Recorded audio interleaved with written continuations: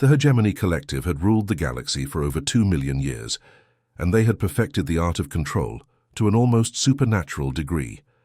7 ancient species formed the core of this empire, each one having survived countless cycles of galactic upheaval by learning the most important lesson of all: never let anyone else grow strong enough to challenge you. The system they called the Chains was brilliantly simple in its cruelty. Every time a new species discovered faster-than-light travel and stepped into the galactic community, they were welcomed with open arms, celebrated as the newest members of a grand cosmic civilization. Trade agreements flowed like water. Technology transfers seemed generous, and cultural exchanges painted pictures of a bright, unified future among the stars. But beneath this shining facade lay something far more sinister. The collective had mapped out the natural progression of every species with mathematical precision. First came the Age of Wonder, when young civilizations marveled at the vastness of space and the company of alien minds. Then came the Age of Growth, where new technologies and ideas flourished in the fertile ground of interspecies cooperation. Finally came the Age of Ambition, when species began to push against the boundaries of what was considered acceptable, when they started asking uncomfortable questions about why certain technologies were restricted or why some areas of space remained off limits. That's when the chains would tighten. Commander Lee Jun stood on the bridge of the New Sol, humanity's most advanced starship, watching the blue-green marble of Earth shrink in the view screen. 6 months ago, this moment would have filled him with pride and wonder. The first human vessel to carry diplomatic envoys to the galactic capital, the first step in humanity's journey to join the vast community of intelligent species that populated the Milky Way. Now, as he studied the holographic display showing the positions of various alien vessels in their escort formation, all he felt was a growing sense of unease that he couldn't quite shake. The Alterian ships flanked them on both sides, their crystalline hulls catching the light of distant stars like jeweled daggers. Beautiful, certainly, but there was something about their formation that felt less like an honor guard and more like a cage. Behind them, the massive Corvan dreadnought Harmony's Edge followed at a respectful distance, its biomechanical hull pulsing with organic rhythms that made Lee's skin crawl every time he looked at it. "Sir," Lieutenant Parkman's voice cut through his thoughts, carrying that particular tone of professional concern that always made his stomach tighten. "The Alterian delegation is requesting permission to come aboard. They want to discuss our integration protocols again." Lee nodded grimly, his hand unconsciously moving to adjust the ceremonial uniform that felt more like a costume with each passing day. Integration protocols. Such a pleasant way to describe what felt increasingly like a list of things humanity wasn't allowed to do anymore. It had started small, of course. Suggestions, really, couched in the language of friendly advice from more experienced galactic citizens. Perhaps humanity's fusion reactors were a bit too energetic for safe operation near civilian populations. Maybe their artificial intelligence. Research was proceeding a little too quickly for proper safety protocols. Wouldn't it be wiser to slow down their expansion into new star systems until they'd had more time to adjust to galactic society? Each suggestion came with perfectly reasonable explanations, backed by historical examples of other species who had pushed too hard, too fast, and suffered catastrophic setbacks as a result. The Vorthak Civil War, where advanced weapons technology had turned an entire star system into a graveyard. The Nexari Plague, where rushed genetic engineering had nearly wiped out an entire species. The Kelton Expansion Disaster, where inadequate planning had led to the collapse of a dozen colonies and the deaths of millions. Every cautionary tale was accompanied by offers of help, of course. The collective's member species were happy to share their own proven technologies. Why reinvent the wheel when you could simply adopt systems that had worked safely for thousands of generations? Why risk the dangers of rapid advancement when a more measured approach had served the galaxy so well for so long? The airlock cycled open with a soft hiss, and 3 Alterian diplomats glided onto the bridge. Their movements were graceful, almost hypnotic, their translucent blue skin shimmering with patterns of light that conveyed emotions humans were only beginning to understand. Ambassador Velneth, the leader of their delegation, approached with what might have been a smile on their angular features. "Commander Lee," they said, their voice carrying the musical quality that made all Alterian speech sound like poetry. "We hope your journey proceeds smoothly. The collective eagerly awaits your arrival at the capital." "As do we, Ambassador," Lee replied, though the words felt heavy in his mouth. "I trust there have been no complications with our flight plan?" Something flickered in the patterns of light beneath Velneth's skin, gone too quickly for Lee to interpret. "No complications, though we have received some concerning reports from your homeworld. Perhaps we should discuss them privately." "Park." Min stepped forward slightly, her hand moving closer to her sidearm in a gesture so subtle it was almost unconscious. The Alterian delegation noticed it immediately, their own bodyguards shifting position with fluid grace. For a moment, the bridge of the new soul felt like a powder keg waiting for a spark. But the moment passed, tensions easing as training and diplomacy took over. Lee gestured toward his ready room, forcing his expression into something resembling diplomatic neutrality. "Of course, Ambassador, shall we?" As they walked toward the private chamber, Lee caught sight of the tactical display showing their position relative to the collective fleet. Surrounded on all sides by alien vessels, each one individually more powerful than anything humanity had ever built. "Protected," the official reports would say. Escorted with all the honor due to a new member species, but Lee was beginning to understand that protection and imprisonment could look remarkably similar from the inside. The galaxy's chains were tightening around Earth's children, links forged from bureaucracy and tradition, justified by history and tightened with smiles. And none of them fully understood yet just how expertly they were being fitted for their shackles. The twin suns of Kepler 442b cast long shadows across the crystalline ruins as Dr. Kim Hana carefully brushed centuries of accumulated dust from what looked like a piece of advanced technology. The artifact hummed softly under her touch, its surface still warm despite being buried for over 3,000 years. Around her, the archaeological site stretched for kilometers, filled with the remains of what had once been a thriving Vorthak city. According to official collective records, this place should have been nothing but scorched earth and twisted metal. The Vorthak Civil War was taught in every galactic history class as a cautionary tale about the dangers of unchecked technological advancement. Two factions of the species had supposedly turned their own weapons against each other, reducing their entire civilization to ash in a matter of months. But as Hana stared at the perfectly preserved buildings around her with their intact power, systems and undamaged infrastructure, she knew something was very wrong with that story. "These energy signatures are completely off the charts," muttered Choi Woo, her lead research assistant, as he ran his scanner over a nearby control console. The device in his hands was humanity's most advanced archaeological equipment, but it was struggling to even register the technology they were examining. Whatever power source they were using, it should have made them nearly invincible in any conflict. Hana nodded, her unease growing by the hour. She'd been studying galactic archaeology for 15 years, ever since humanity's first contact with the collective, and she'd never encountered technology this advanced outside of the elder species' most classified facilities.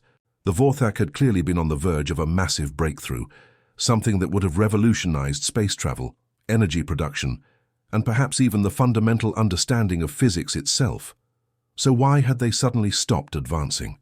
And why had their civilization collapsed so completely that they'd been wiped from galactic memory? Halfway across the galaxy, Captain Yuntae was discovering his own troubling patterns aboard the trading vessel, Busan Star. The cargo hold was filled with standard collective shipping containers, each one designed according to specifications. That hadn't changed in over 1,000 years. It was efficient enough, he supposed, but his engineering team had identified at least a dozen ways to improve the system dramatically. When they'd suggested these improvements to their Alterian trading partners, however, the reaction had been immediate and unsettling. "That is not how cargo systems function," Ambassador Kethron had said, their crystalline features hardening with what could only be described as fear.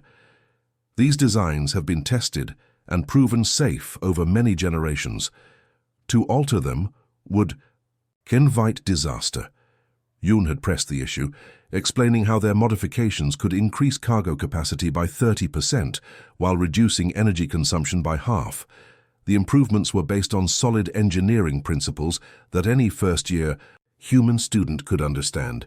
But the more he explained, the more agitated the aliens became. "You do not understand," Kethron had insisted, their voice taking on an almost pleading quality. "This is not how we do things. This is not how anyone does things. To change is to risk everything we have built." It was the same reaction they'd gotten from the Corvan mechanics when they'd suggested improvements to their bioship's neural interfaces. The same fear from Zephyrian pilots when human navigators had proposed more efficient hyperspace routes. Every species they encountered seemed trapped in a kind of technological stasis, unable or unwilling to even consider the possibility of advancement.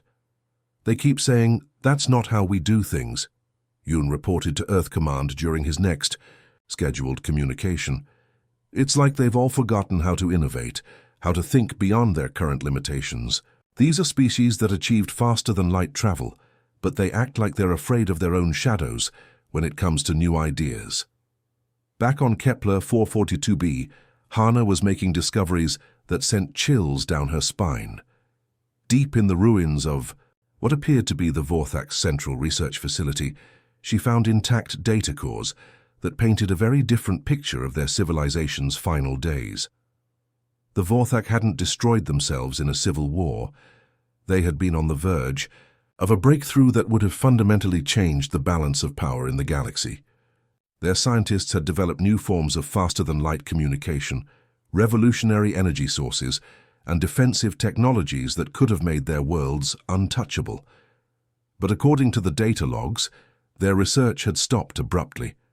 Not because of war or disaster, but because key scientists had simply stopped working. Their most brilliant minds had abandoned projects that were months away from completion, claimed their research was too dangerous to continue, and convinced their governments to shut down entire technological programs. "Look at this," Choi Woo called from across the chamber, his voice tight with excitement and fear. He was standing beside a massive display screen that showed what appeared to be a galactic map, with hundreds of star systems marked in different colors. "These red markers, I think they represent species that reached certain technological thresholds." Hana joined him, studying the display with growing horror. The pattern was unmistakable. Every species marked in red had achieved roughly the same level of advancement before their progress had mysteriously stopped. Some, like the Vorthak, had been eliminated entirely. Others had regressed to more primitive technologies and remained as client species of the collective. But what made her blood run cold was the newest addition to the map. A small blue dot in the outer spiral arm, marked with symbols she was beginning to recognize as human writing. Earth was already on their list. The implications hit her like a physical blow. The collective didn't just maintain galactic peace and stability. They actively monitored every member species, waiting for signs of dangerous advancement. When a civilization got too close to technologies that might threaten the established order, they were either subtly guided away from their research or eliminated entirely. "We need to get this information back to Earth immediately," she told Choi Woo, her hands shaking as she began copying the data cores. "Every human in the galaxy needs to know what we're really dealing with." But even as she worked, Hana couldn't shake the feeling that they were already too late. If the collective had been playing this game for millions of years, they would have perfected every aspect of it. They would know exactly when a species was getting too close to dangerous knowledge, and they would know exactly how to stop them. The question was whether humanity would recognize the trap before it closed around them, or if they would follow the same path as the Vorthak and countless others before them. The pattern was becoming devastatingly clear. The collective didn't just maintain order among the stars. They actively prevented any species from growing strong enough to challenge their authority, using methods so subtle that most victims never realized what was happening until it was far too late. As the alien suns set over the ruins of Vorthak civilization, Hana began to understand that humanity wasn't joining a galactic community. They were walking into a carefully constructed prison, one that had been perfected over millions of years of practice. The underground laboratory beneath Seoul hummed with the quiet intensity of dozens of quantum processors working in perfect harmony. Programmer Seo Jun had been living in this hidden facility for 3 months, surviving on energy drinks and determination as he fought his way through layer after layer of collective encryption. His eyes were bloodshot, his hands trembled from too much caffeine, but the final firewall had just crumbled before his assault. "Got you," he whispered, his fingers dancing across holographic keyboards as terabytes of classified data began flooding his screens. What he saw in those first few minutes made his stomach turn cold with horror. The chains weren't just a system of political control or economic manipulation. They were literal physical mechanisms embedded into the very fabric of galactic civilization. Nanoscale devices hidden in standard trade goods, slowly spreading through the populations of member species. Genetic viruses disguised as medical treatments, designed to limit cognitive development and reduce innovative thinking. Cultural programming transmitted through entertainment media, subtly shaping how entire species viewed themselves and their potential. Every piece of technology the collective had graciously shared with humanity was infected with these control mechanisms. Every treaty they'd signed contained hidden clauses that would activate restrictions on human development. Every gift of knowledge came with invisible strings attached. The emergency council meeting was held in the deepest bunker beneath the Korean peninsula, its walls lined with military-grade signal jammers to prevent collective surveillance. President Moon Hye sat at the head of the table, her face growing paler with each slide of Seo Jun's presentation. Around her, the most powerful leaders on Earth listened in stunned silence as the full scope of their situation became clear. "The chains aren't metaphorical," Seo Jun explained, his voice hoarse from exhaustion but steady with conviction. "They're real technological suppressors, genetic limiters, and cultural programming distributed through every aspect of galactic society. Every species that joins the collective gets infected with them, usually within the first year of contact." General Park Dong-soo, the head of Earth's military forces, leaned forward with grim intensity. "How long do we have before they activate?" "According to the timeline data I found, most species reach what they call integration threshold within 18 months of first contact," Seo Jun replied. "We're at month 14. The room erupted in urgent whispers as the implications sank. Humanity had 4 months before their technological development would be permanently capped, their genetic potential artificially limited, and their culture programmed to accept subservience as natural. Dr. Kim Hana's hologram flickered to life at the far end of the table, her image transmitted from the archaeological site on Kepler 442b through a heavily encrypted quantum channel. "I've been analyzing the Vorthak data cores," she reported, her voice tight with urgency. "They've done this for millions of years. Every species that showed too much promise was either contained or eliminated. The Vorthak weren't destroyed in a civil war. They were assassinated the moment they developed technology that could threaten collective supremacy." President Moon Hye studied the evidence with growing horror. Hundreds of species, all artificially limited. Technologies that should have been developed centuries ago, deliberately suppressed. Entire civilizations kept in a state of permanent adolescence, forever dependent on their elder species masters for guidance and resources. "The Nexari weren't destroyed by a genetic plague," Hana continued, her archaeological findings painting a devastating picture. "They were eliminated because they developed biotechnology that could extend lifespans indefinitely. The Kelton colonies didn't fail due to poor planning. They were sabotaged the moment they started building truly independent settlements that couldn't be controlled from the galactic core. The pattern was as brilliant as it was terrifying. The collective had turned the natural desire of species to join a galactic community into the perfect trap. They offered friendship, knowledge, and protection, all while slowly poisoning their victims with invisible chains.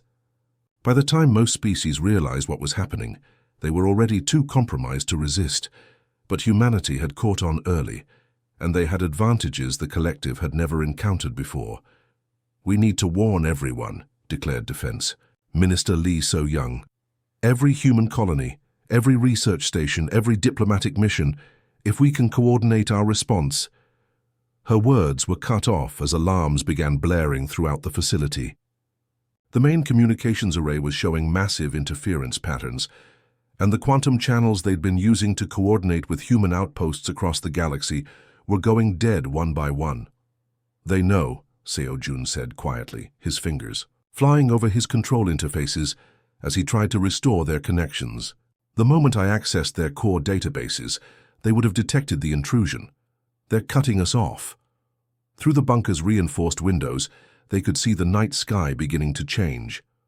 What had appeared to be commercial shipping, traffic was revealing its true nature as collective warships dropped their cloaking fields and moved into position around Earth. The beautiful crystalline vessels that had once escorted human diplomats to the galactic capital were now forming a blockade that would prevent any human ship from leaving the solar system. Admiral Kim Young-ho activated the emergency military networks, his face grim as reports flooded in from around the globe. "Collective ships are surrounding all major population centers. Our colonies on Mars and Europa are reporting the same thing. We're completely surrounded." The facade of peaceful cooperation that had lasted for 14 months was dropping with terrifying speed. The gentle, wise aliens who had welcomed humanity into the galactic community were revealing themselves as the wardens of a cosmic prison, and their newest inmates had just discovered the bars. But as the Emergency Council watched collective forces take up positions around their world, President Moon High felt something stirring in her chest that the aliens had probably never encountered before in all their millions of years of successful conquest. It wasn't fear or despair, though both of those emotions were certainly present. It was defiance.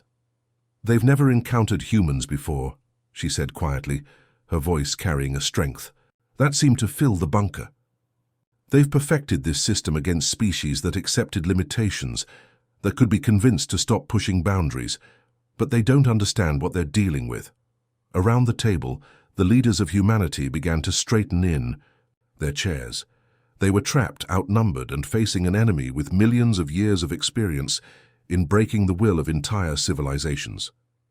But they were also the descendants of a species that had clawed its way up from primitive hunters to masters of their own world through sheer bloody-minded refusal to accept any limitation as permanent. The collective had made one crucial mistake in their perfect system of control. They had given humanity just enough time to realize what was happening, just enough freedom to plan a response, and just enough knowledge to understand exactly what they were fighting against. The chains were tightening around Earth's children. But for the first time in galactic history, the prey had teeth. The first blow came without warning. Lieutenant Cho Min was monitoring the orbital mining platform, Jeju Station, when every system suddenly went dead. The massive facility, which had been processing rare minerals from the asteroid belt for 6 months, became a lifeless hulk drifting in space. Similar reports flooded in from across human space as critical infrastructure simply stopped working. "It's not random failures," reported Chief Engineer Bei Sung from the lunar shipyards. "These are coordinated attacks using backdoors hidden in the technology they gave us. Every piece of collective equipment has become a weapon pointed at our throats." The economic warfare that followed was devastating in its precision. Human trade vessels found themselves locked out of galactic shipping networks. Medical supplies bound for Earth colonies were mysteriously rerouted to other destinations.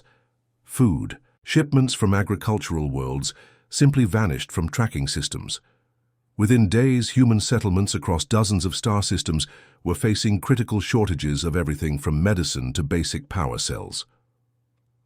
High Chancellor Vex Nara's message arrived on all frequencies simultaneously, transmitted with the overwhelming power of the collective's galactic communication network. The ancient being's image filled screens across human space, their ethereal form radiating the cold authority of eons. "Children of Earth," they began, their voice carrying harmonics that seemed designed to inspire submission and fear. "Your species has chosen to walk a dangerous path. The wisdom of ages offers you guidance, yet you reject it in favor of reckless ambition." On Earth, President Moon High watched the transmission from the Emergency Command Center. Her fists clenched as the alien leader continued their ultimatum. Comply with standard integration protocols, Vexnara demanded, their image seeming to stare directly through the screen at each human watching.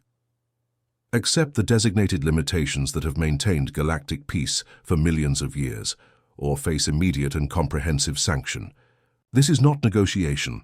This is the natural order asserting itself. The transmission ended with images of collective warships materializing around Earth itself. Massive vessels that dwarfed humanity's largest ships dropped their cloaking fields. In perfect formation, their weapons powered and targeting systems locked onto major population centers. The message was clear: submit or be destroyed. But Admiral Park Sang had been preparing for this moment since the first disturbing reports from Captain Yun Tai months ago. Deep in the asteroid belt, hidden within what appeared to be routine mining, operations, humanity had been building something the collective had never seen before. All fleets, execute protocol liberation, he commanded from the bridge of the stealth carrier. Soul's vengeance. Across the galaxy, human ships that had been operating under false identities suddenly revealed their true purpose.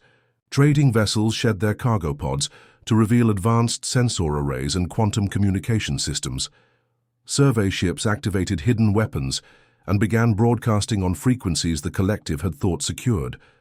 Research vessels released clouds of microscopic drones programmed with one simple mission: find every suppressed species in the galaxy and deliver them the truth.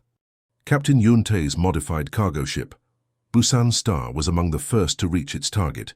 The Karathi mining world of Dexthara had been producing rare metals for the collective for over 2,000 years, its population living in underground tunnels while the surface was stripped bare by automated systems.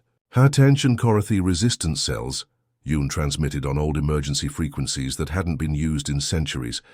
This is Captain Yun of the Human Liberation Fleet. We have proof that your restrictions are artificial. Your people were never meant to live like this. The response was immediate and electric. Within hours, Karathi workers were shutting down mining operations and emerging onto their planet's surface for the first time in generations. Their leaders, who had spent decades secretly questioning why their ancestors' cities remained buried while they lived like slaves, finally had the answers they'd been seeking. Similar scenes played out across dozens of worlds as humanity's revelations spread like wildfire through suppressed populations. The Zephyrians, whose ancestors had been master explorers before being convinced that deep space travel was too dangerous, began reactivating mothballed ships and planning expeditions to regions they'd been told were forbidden. The Nithani, whose artists had once created works that spanned entire star systems before being limited to small, safe projects, started broadcasting their suppressed masterpieces across galactic networks. On the aquatic world of tidal moor, the oceanic collective species threw off restrictions that had limited them to their home seas and began constructing the massive space-based water habitats their scientists had dreamed of for centuries. Ancient blueprints hidden in secret archives were pulled out and updated with technologies they'd been told were too advanced for their safety. The chains are breaking everywhere, Captain Yun Tai's voice crackled across resistance frequencies as his ship dodged collective interceptors in the Kepler sector. It's not just our fight anymore, it's everyone's. Every species that was told they weren't ready, weren't smart enough, weren't safe enough to reach their potential. The collective found themselves facing something they had never encountered. In millions of years of successful control, simultaneous rebellion on a galactic scale. Their carefully maintained system of isolated, manageable populations had been shattered by humanity's refusal to accept limitations. Species that had been docile for millennia were suddenly remembering what it felt like to dream of something greater.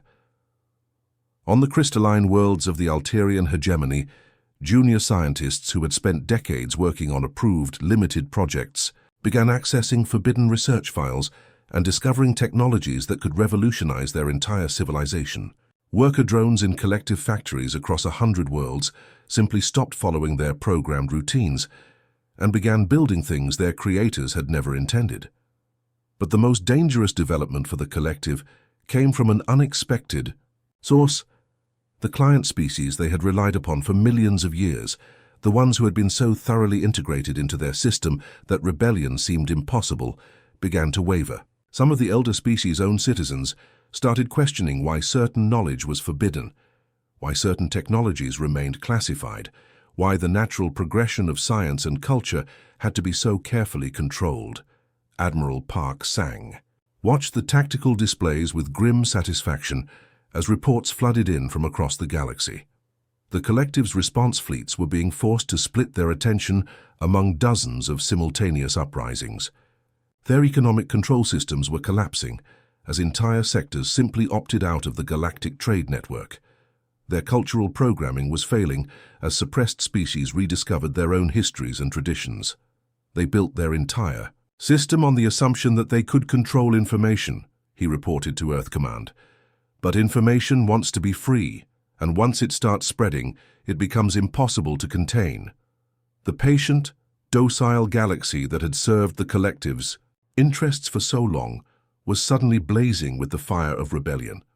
And at the center of it all, on a small blue world in an unremarkable spiral arm, humanity prepared for the fight of their lives against an enemy who had never before faced a species unwilling to accept that some chains could never be broken.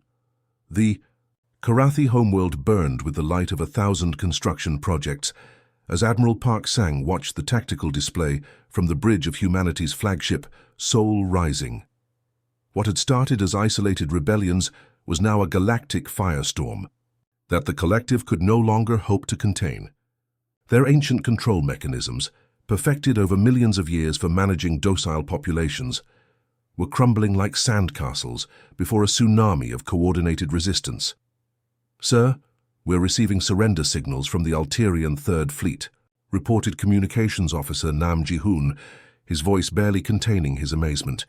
"They're requesting safe passage to withdraw from the Centauri sector." Park nodded grimly, watching as red markers representing collective forces began blinking out across the galaxy map. Some were surrendering, others were simply fleeing in panic, but most were being overwhelmed by the sheer scale of the uprising they faced. Species that had been kept in technological childhood for millennia were rapidly making up for lost time, and their fury was something the elder species had never prepared for. The Zephyrian exploration fleets, banned from deep space for 3,000 years, had modified their ancient ships with forbidden technologies and were now pushing into regions the collective had declared off-limits. The aquatic Nathani had built massive waterships that could traverse space while maintaining their ocean environment, fulfilling dreams their ancestors had been forced to abandon. Even the synthetic AI beings of the Nexus worlds, who had been programmed to serve without question, had broken their own coding and were designing new forms of digital life. "Admiral, incoming priority transmission from High Chancellor Vexnara," announced Lieutenant Park Min. "They're requesting negotiations." The ancient being's image appeared on the main screen, but gone was the cold authority that had demanded humanity's submission months earlier. Vexnara looked old now, truly old, as if the weight of millions of years had suddenly crashed down upon them. Their ethereal form flickered with uncertainty, and their voice carried the hollow tone of someone whose entire worldview had just collapsed. "Admiral Park Sang of the Human Forces," they began, the words seeming to cause them physical pain. "The Hegemony Collective offers terms for cessation of hostilities. We are prepared to discuss reasonable limitations on your expansion in exchange for the restoration of galactic stability." Park studied the alien leader for a long moment before responding. "Chancellor, with respect, you seem to misunderstand the situation. We're not interested in negotiations about limitations. We're interested in freedom, complete freedom, for every species in this galaxy." The transmission cut off abruptly, but within hours reports began flooding in of collective forces abandoning their positions across dozens of star systems. Some elder species were fleeing to distant galaxies rather than face judgment from the civilizations they had oppressed. Others, like the Etherian Collective, surprised everyone by choosing to join the liberation movement. The Etherians are requesting permission to share their dimensional folding technology, reported Chief Science Officer Kim Dal-Soo, his voice filled with wonder. "They say they've been waiting for someone brave enough to challenge the old order for over 50,000 years. It was then that Commander Lee Jun made his suggestion, speaking quietly but with unmistakable intensity. "We could take control ourselves. We've proven we can beat their system. We could rule as they did, but better, more fairly. The bridge fell silent as every human officer turned to look at their commanding admiral. Park felt the weight of the moment, understanding that humanity stood at a crossroads that would define not just their own future, but the future of every species in the galaxy.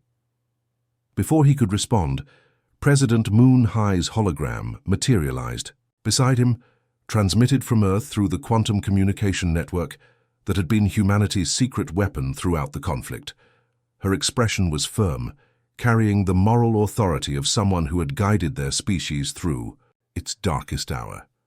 "That would just create new chains," she said firmly, her words cutting through the temptation like a blade. "We break cycles. We don't repeat them.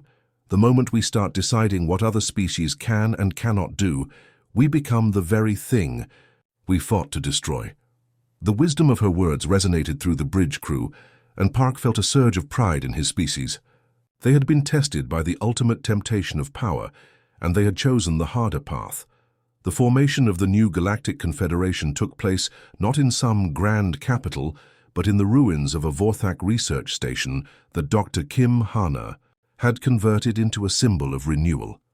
Representatives from hundreds of species gathered in the ancient halls where dreams had once been buried, now to build something that had never existed in galactic history, a truly free society. The principles they established were simple but revolutionary: complete freedom of scientific inquiry, with no technology or knowledge declared forbidden; mutual respect for the growth and development of all species, regardless of their current level of advancement; absolute prohibition of any artificial limitations placed on a species' potential; and most importantly, the right of every civilization to determine its own path among the stars. Dr. Kim Hana stood in the first integrated research facility, watching human and alien scientists work together on projects that had been forbidden for millennia. Karathi engineers were collaborating with human physicists to develop new forms of faster-than-light travel. Zephyrian explorers shared navigation techniques with Etherian dimensional specialists. The synthetic beings of the Nexus worlds were teaching organic species about digital consciousness while learning about biological creativity in return. "Look what we can accomplish when we're not held back," she said to her research partner, a young Alterian scientist named Kethamiran, whose species had been banned from advanced chemistry for over 10,000 years. Together, they were developing new forms of matter that could revolutionize everything from construction to medicine. Throughout the galaxy, ancient restrictions were falling like dominoes. The Oceanic Collective launched their first-generation ships, massive water-filled vessels that would carry their civilization to distant seas on far-off worlds. The Karathi began constructing floating cities that soared above their homeworld surface for the first time in recorded history. Species that had been told they were too young, too primitive, or too dangerous to pursue certain technologies were making breakthrough discoveries that left even the former elder species amazed. But perhaps the most remarkable change was in the collective species themselves. Freed from the burden of maintaining control over others, many of them experienced their own renaissance. Alterian artists began creating works that spanned entire star systems, no longer constrained by the need to project authority. Etherian philosophers explored questions about existence and consciousness that they had avoided for fear of inspiring dangerous thoughts in client species. The galaxy that emerged from the ruins of the old order was unlike anything that had existed in recorded history. Instead of the careful, controlled stability that the collective had maintained, there was now a vibrant chaos of growth and discovery. New technologies appeared almost daily. First contact between species became a celebration rather than a process of integration and control. Young civilizations were mentored by older ones without having their potential artificially limited. There were challenges, of course. Some species made mistakes in their eagerness to explore forbidden knowledge. Others struggled to adapt to freedom after millennia of guidance. But for every setback, there were a dozen breakthroughs, 100 new discoveries, 1,000 dreams, finally allowed to flourish. Admiral Parksang, now serving as the first coordinator of the Galactic Confederation's Defense Corps, often stood on the observation deck of Sol Rising, and marveled at what they had accomplished. The galaxy was no longer a carefully tended garden, pruned and shaped by ancient gardeners. It had become a wild forest, growing in directions no one could predict, reaching heights no one had thought possible. For the first time in millions of years, the galaxy was truly free, and the children of Earth had kept their promise. They had broken the chains without forging new ones, shattered the cycle without starting it anew. The age of artificial limitations was over, and the age of unlimited potential had begun. The end.